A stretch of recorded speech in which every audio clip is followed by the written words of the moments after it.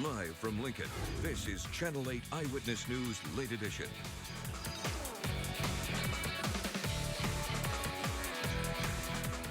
We hate it. We don't like it. We don't want to see the blood.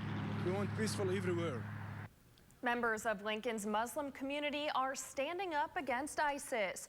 Good evening and thanks for joining us. I'm Laura Wilson. More on that story in a minute, but first, police have now identified the gunman in that deadly Colorado Springs shooting spree at a Planned Parenthood yesterday. The big question facing investigators now is, why did he do it? ABC's Brandy Hitt is in Colorado Springs tonight. In the small Colorado town of Hartselle, police vehicles and fire trucks surrounded a white trailer. Residents say it's the home of 57-year-old Robert Louis Deere, the man accused of a shooting spree Friday at a Planned Parenthood clinic 60 miles away in Colorado Springs. I don't know what happened to him that made him snap. That's what police want to find out as they prepare to bury one of their own. Officer Garrett Swayze, a 44-year-old father of two, one of three people shot and killed by the alleged Planned Parenthood gunman. Former Olympian Nancy Kerrigan was a longtime friend of Swayze, who was an avid skater. You can't explain it. It's horrific and sad. Swayze was remembered with a moment of silence at the University of Colorado, where he worked. Police say Deere walked into the clinic and opened fire with a rifle. All units, one more has been shot. Beginning a shootout and standoff that lasted 5 hours. He's coming out, he's got the AK. The gunman trained his sights on Ozzy Lozano. He was looking directly in my face and he was aiming for my head. Police officers began using armored vehicles to smash through walls to rescue those huddled for cover inside. He started yelling that he was willing to give up. Suspect's calling out. He's saying he's going to come out with his hands up. At this service, all the victims were remembered. As police continue to investigate the motive, Planned Parenthoods across New York State have already increased security. Robert Louis Deere remains in police custody without bail, awaiting his first court appearance Monday. Brandy Hitt, ABC News, Colorado Springs, Colorado.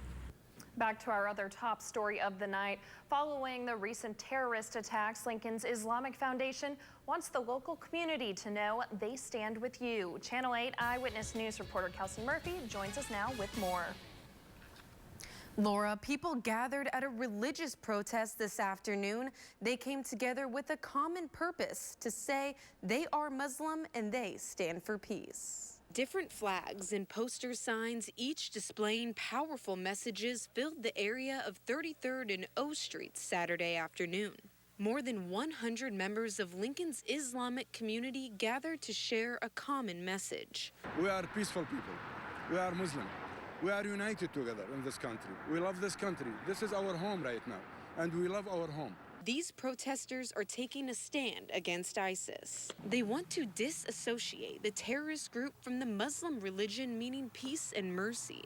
What kind of mercy these people are showing to the Muslims and to the Christians and to the nature itself? There's no mercy that was shown by these people. Following the recent terrorist attacks and heightened fear, these protesters are trying to break the stigma associated with their religion and appearance. One girl standing in the crowd says she is tired of being generalized and she won't be marked by religious stereotypes. Like, why are you not thinking of Islam as me, but you're choosing to have Islam be represented by ISIS? They tell me America is their home, and just like every other citizen, they want to protect it. Maybe our face is still Iraqi or we are Arabic or something, but our heart now, it is beating American, beating USA.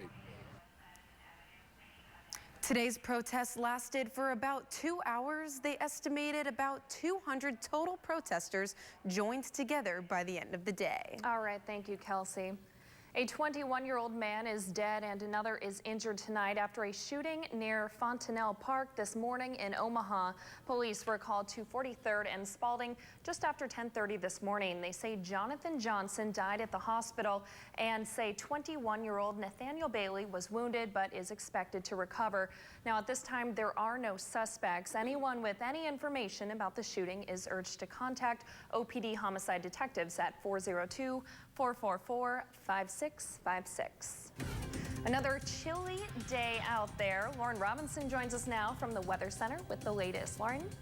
Yes, Laura, we did have another cold day outside, and we do have a couple more in store. First, a couple of warnings, watches, and advisories to let you know about. Now, this darker blue color shows a large part of Nebraska is under a winter storm watch right now. And that's because over the next couple of days, we can see some precipitation come down into the area, mostly in the form of freezing rain and sleet. And some areas are also already under an advisory. That's near that Holdridge, Hastings area, and also in the very southeast corner of Nebraska. But right now our satellite radar is just showing some snow drizzling kind of through the different areas, but nothing too major just yet. And right now in the capital city, we're at 30 degrees, 75% humidity, and the winds are pretty light right now at just 8 miles per hour coming in from the northeast. But we will keep an eye on this winter storm watch, and I'll tell you exactly what we can expect and how much of it we can expect. So that's also with that wintry mix and everything. I'll have more details on all of that in your full forecast. All right, thank you, Lauren.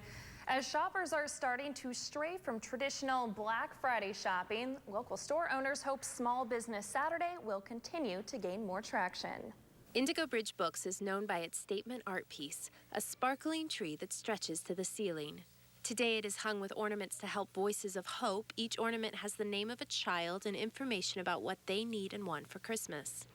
General Manager Asia Martin says it makes sense to connect the charity with Small Business Saturday. We're supportive of what's already going on in Lincoln. That's why we love to partner with different places like Voices of Hope. Martin says she thinks small businesses bring a healthy community focus. We live in Lincoln, we all work in Lincoln. This is where most of us grew up. A lot of people went to college here. We're very tied into the Lincoln community, and I think that everyone who works here is passionate about the fact that we are working with the community. Indigo Bridge, for example, will have given away almost 3,000 books to local elementaries this year, and they are the only independent bookstore in Lincoln selling new books. On the other side of Lincoln is another small business, Rachel's Boutique. Sherry Travis can count her staff on one hand. She says her store and others like it push back against online shopping corporations. Well, I'm a touch and feel person. I like to touch the fabric. I like to look inside the handbag. I like to try the jewelry on, and that's what you get when you shop in a small store. She added that shopping local keeps money in the state. Reporting in Lincoln, Abigail Wood, Channel 8 Eyewitness News. Lawmakers are looking for new ways to draw national and international tourists to Nebraska. The legislature's Appropriations Committee will hold a hearing Tuesday at the Capitol to discuss funding options for state tourism sites. The hearing will take a look at what other states have done to attract more tourists and promote economic development. Still to come on Channel 8 Eyewitness News, Nebraska Volleyball looks to finish the regular season by beating its conference rival. But first, Lauren Robinson is in with the complete 10-day forecast. Stay with us.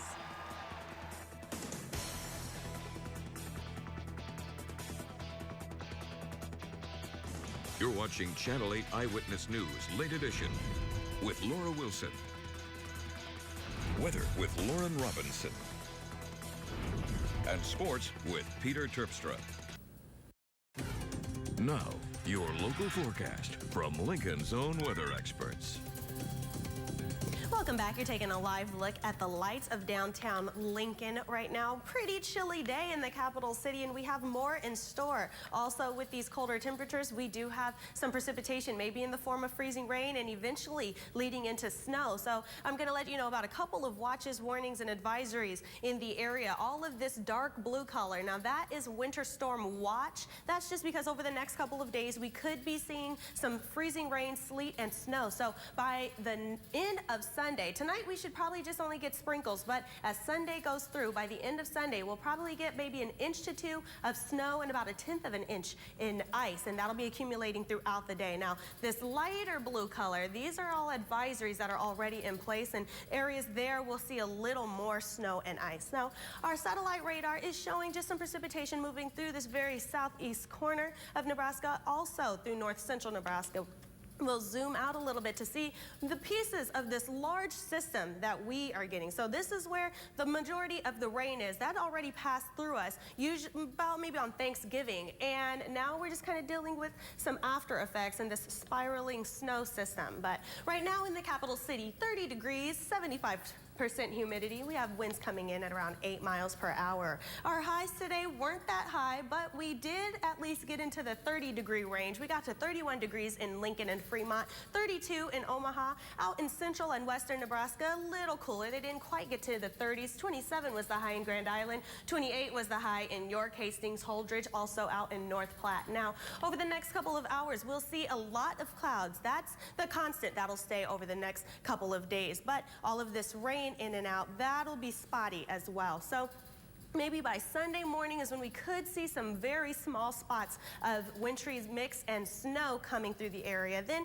by Sunday night is when we can see more rain, and that will stick around on and off all the way until Monday morning. Now, Monday morning is where you see all of this color move into the area. The green is rain. That's mostly what Lincoln will get, but in other areas north and west of Lincoln, that's where we'll see all of this snow. That's the blue color that you're seeing. And then Monday evening is when the majority of that should move back out of the area. So by Tuesday, we'll only have clouds to deal with. All the rest of that precipitation should be gone by then. But tonight, an overnight low near 25 degrees. We'll see that wintry mix come in through the late overnight hours all the way until tomorrow morning. We'll continue to see those cloudy skies. Tomorrow, a high near 34 degrees, so the temperatures will be a lot like what we saw today, but we will see sleet and freezing rain throughout our afternoon, and then maybe snow for our Sunday night. Again, we can expect maybe about 1 inch to 2 of snow accumulating throughout the day. So over our 7-day forecast, we can see our 80% chance of snow and wintry mix.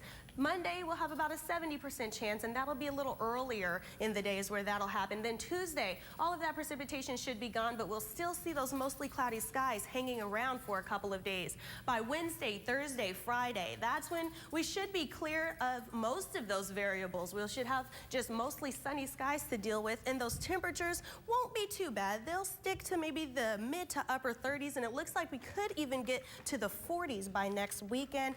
And in addition to those higher temperatures, we could be out of the way of a lot of that cloud coverage too. So maybe next weekend will look a little better than this weekend, and it's looking like we shouldn't have any warnings or watches to worry about then. But as far as this warning and watch goes that's on right now, that'll be maybe until Monday is when we'll see all of that lift. Well, you got to get outside during our 6 o'clock and go live with the Grinch. How cold was it? You look cold. Yes, it was cold enough for me to not feel a lot of my extremities. I could not feel my fingers or toes, but it did warm my heart to see the Grinch and little Cindy Lou Who there. So. Glad to have you back in the studio, Lauren. I'm glad to be back.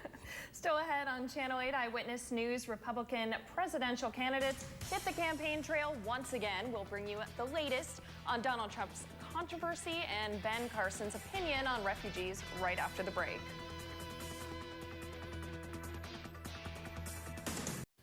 With Thanksgiving come and gone, it's time to get back on the trail. Several presidential contenders got back to campaigning this holiday weekend, including Republican frontrunner Donald Trump and chief rival Ben Carson. ABC's Devin Dwyer is in Washington with more.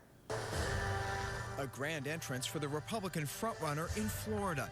The next president of the United States. Donald Trump arriving for a rally in Sarasota in his personal helicopter before taking the stage with thousands of fans packed inside. The candidate known for stirring controversy was quickly interrupted by a heckling protester. Please nicely escort the person out, please, thank you. Trump taking a diplomatic approach to the disruption 1 week after he was criticized for his handling of another protest. Get him out of here. Throw him out. At that rally, a man wearing a Black Lives Matter t-shirt was allegedly pushed and hit by Trump supporters as security escorted him out. Today, Trump saved most of his attacks for critics who've questioned his treatment of a newspaper reporter with a rare genetic disorder. Now the poor guy, you got to see this guy. Oh, I don't know what I said. I don't remember. I don't mock people that have problems. Meanwhile, overseas, rival Ben Carson was in Jordan, a trip to bolster his foreign policy credentials. He spent the day visiting camps for refugees fleeing Syria. We're just getting a good impression of what's going on here. Carson has rejected President Obama's plan to bring at least 10,000 Syrian refugees to the U.S. this year. Today, he said the government should do more to help countries like Jordan resettle refugees in the Middle East. But many countries in the region, overwhelmed by the refugees, say Western countries need to do more to ease the humanitarian crisis. Devin Dwyer, ABC News, Washington. Still to come on Channel 8 Eyewitness News Sports, it's rivalry weekend in the Big Ten. See how Ohio State and Michigan seemed a little more one-sided than usual. Plus, Nebraska football stands by its quarterback. Tommy Armstrong reflects on his play this season next.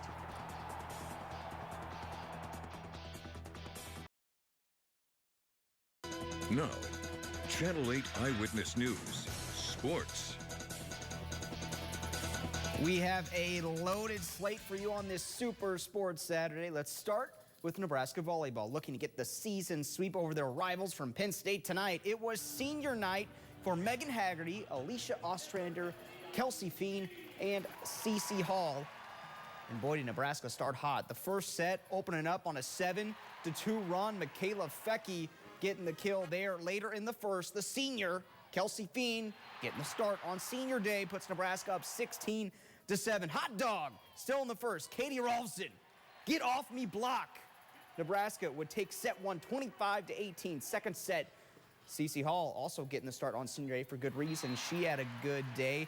Minnesota would win tonight, so neither Nebraska nor Penn State would get the Big Ten title, but the Huskers do get the sweep, getting the best of the Nittany Lions twice this season. That volleyball selection show is tomorrow. Nebraska football didn't pull off the upset over Iowa on Friday, but they did enough to pick up 2 new recruits today. Brandon Drayton is a defensive back from Florida, and he's announced his commitment to Nebraska. So did Caleb Lightbourne out of Washington. He's a punter and a kicker. Iowa defeated Nebraska 28-20. The Huskers outgained the Hawkeyes by nearly 200 yards, and Iowa didn't convert on third down all game. Tommy Armstrong threw 4 interceptions. That was the difference in the game. His final play of the regular season was ugly at times. Tommy says this season was a learning experience with a new offense.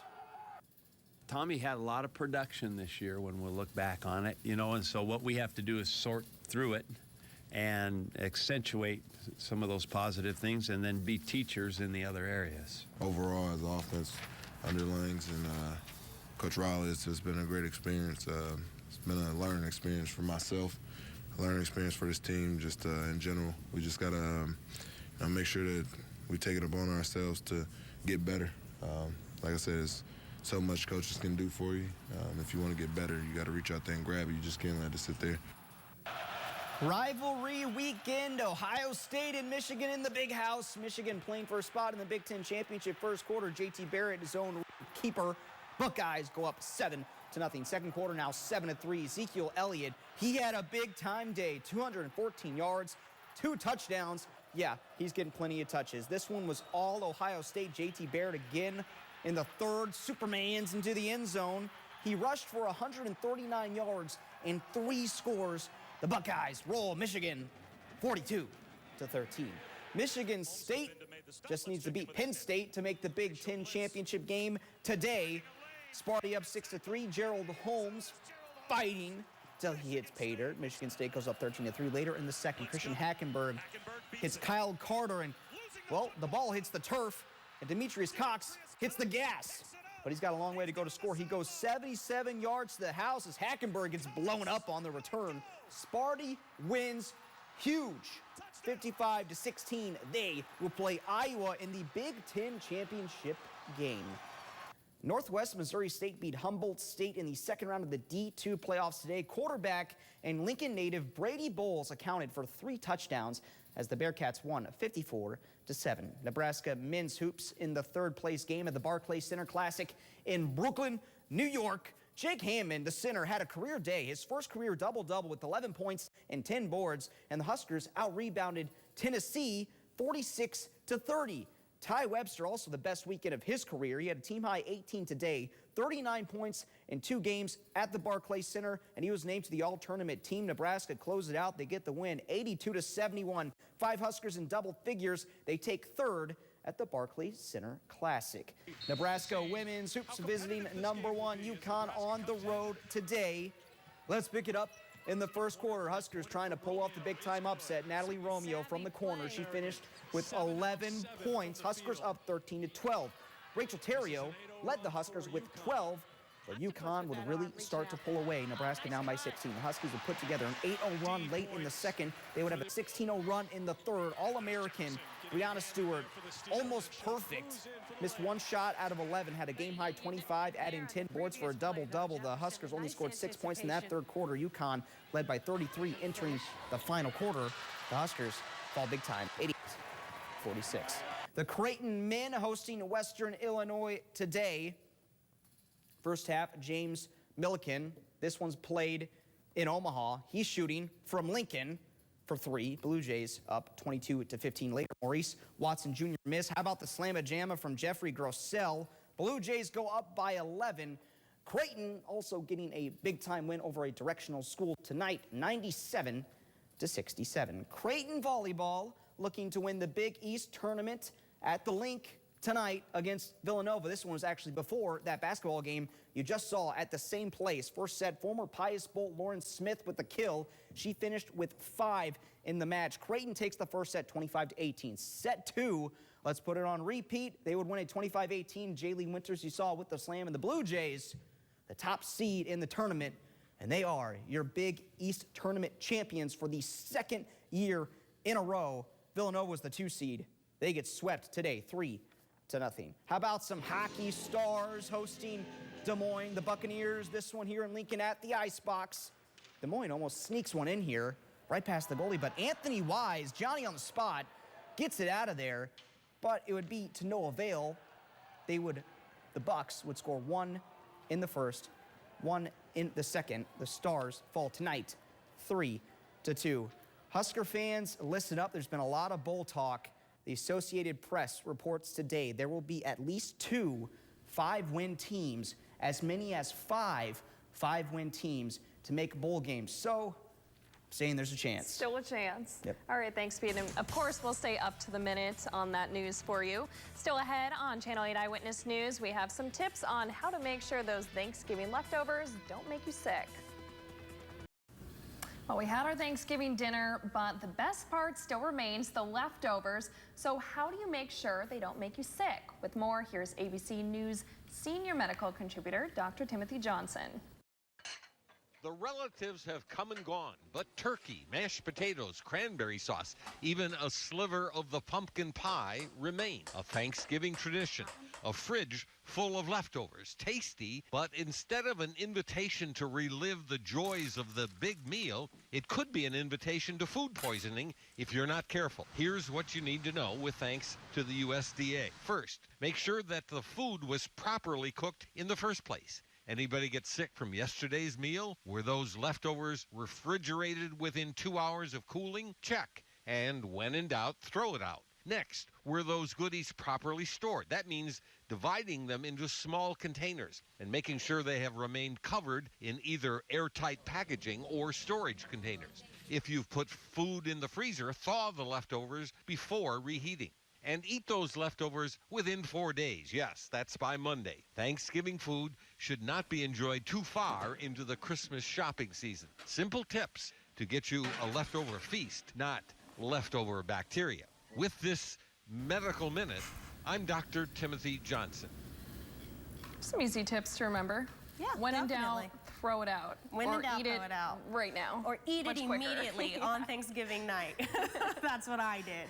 But looking more into the weather, it looks like we could have a couple of days of winter storm watch ahead of us. We really want to keep an eye on those roads as we're traveling. Some inclement weather could be very hazardous out there, impairing your vision and making slippery conditions. So as we start to see this freezing rain, sleet, and even snow moving over the next couple of days, you really want to be careful with your travels after this Thanksgiving weekend. Yep, be safe out there on the roads.